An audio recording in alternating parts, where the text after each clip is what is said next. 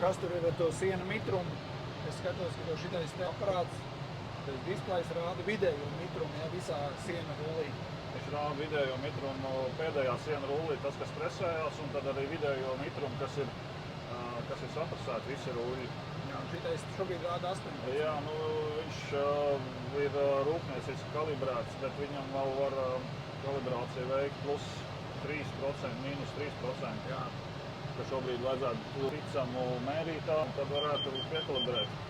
Bet atšķirība rāda, jā, vakarā, kad nāk rase, būtībā izmainās mitrums par līdz 7%.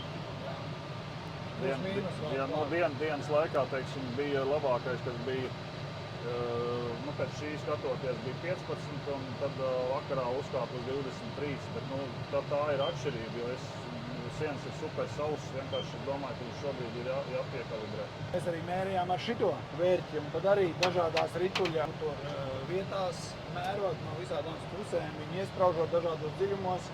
Tas mitrums bija atšķirīgs. Dažās vietās bija 10, 12, citās vietās atkal vairāk. Jā, tā varētu būt. Pēdējais arī nav kalibrēts. Ārdītas sienas bija 2 reizes, tā kā tur zaļie kušķi nekādi nevarētu būt. Nē, un arī, es domāju, viņš jau katru nokļauj pirms 3 dienas ap 4, tā vakar, aizvakar, kas tā iznāk.